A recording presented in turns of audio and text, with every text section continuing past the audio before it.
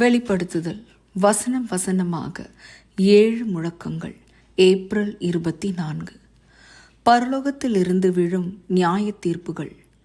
பின்பு அந்த தூதன் தூப கலசத்தை எடுத்து அதை பலிபீடத்து நெருப்பினால் நிரப்பி பூமியிலே கொட்டினான். உடனே சத்தங்களும் இடி முழக்கங்களும் மின்னல்களும் பூமி அதிர்ச்சியும் உண்டாயின. அப்பொழுது 7 எக்காலங்களுடைய 7 தூதர்கள் எக்காலம் ஊதுகிறதற்கு தங்களை ஆயத்தப்படுத்தினார்கள். வெளிப்படுத்துதல் 8 வசனங்கள் 5 மற்றும் 6. தூப வர்க்கங்களை எரிக்க தூப கலசங்கள் பயன்பட்டன.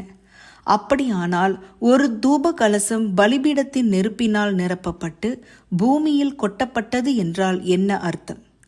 இது பரிசுத்தவான்களுடைய ஜபங்களின் நிமித்தம் நியாய தீர்ப்பு கொடுக்கப்பட்டதை காட்டுகிறது. நெருப்பு பூமியில் எரியப்பட்டது குறித்து வேதாகமத்தில் பார்க்கும்போது சோதோம் கொமோரா மீது கொடுக்கப்பட்ட தீர்ப்பை காணலாம்.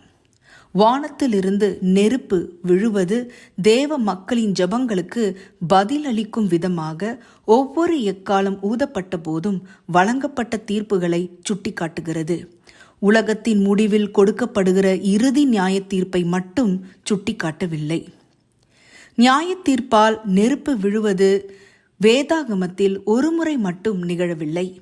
7 எக்காலங்களை ஆராயும் போது வேதாகம வரலாற்றிலும் கிறிஸ்துவ வரலாற்றிலும் பரிசுத்தவான்களுடைய ஜபங்களுக்கு பதில் அளிக்கிற விதத்தில் தேவன் நியாய தீர்ப்பை வழங்கி கொண்டிருக்கிற வேளையை குறிக்கிறது.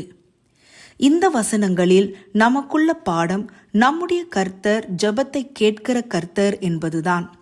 அவர் நமக்காக எவ்வாறு வேலை செய்கிறார் என்பதை எப்போதும் நாம் உணராவிட்டாலும் அவர் தம்முடைய மக்களுக்காக செயல்பட்டு வருகிறார். வரலாற்றின் குழப்பத்திலும் உபத்திரவத்தின் மத்தியிலும் நாம் காணாத அல்லது எதிர்பார்க்காத வழிகளில் கர்த்தர் செயல்படுகிறார். உதாரணமாக, போப் அதிகாரத்தின் மீது இஸ்லாமியர்கள் தொடுத்த தாக்குதலானது ரோம திருச்சபையின் கவனத்தை சீர்திருத்த இயக்கத்திலிருந்து திருப்பி புது இயக்கம் வளருவதற்கு இடமளித்தது. 5ஆம் எக்காலத்தின் போது இது நிகழ்ந்தது. மேலும் நாம் பார்க்க இருப்பது போல துன்மார்க்கரை நிரந்தரமாக அழிக்கும்படிக்கு இறுதி அக்கினி தேவனால் வானத்திலிருந்து இறங்கி வரும். வெளிப்படுத்துதல் 20 வசனம் 9. மனம் திரும்பாதவர்களின் முடிவு நித்திய மரணமாக இருக்கும்.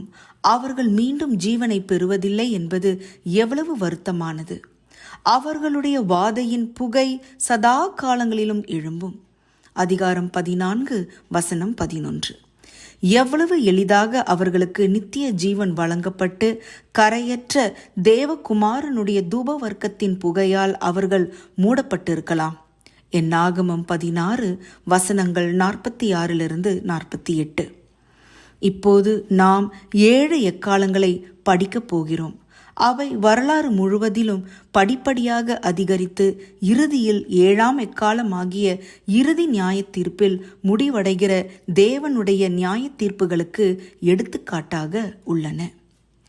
நீதியுள்ள நியாயாதிபதியே, நான் பாவம் செய்த குற்றவாளியாக இருந்தாலும் இயேசுவின் இரட்சணிய இரத்தத்தால் எனக்கு வழங்கப்பட்டுள்ள மன்னிப்புக்காக உம்மை போற்றுகிறேன்.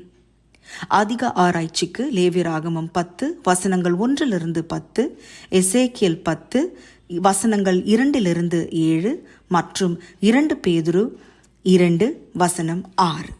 ஆமேன்.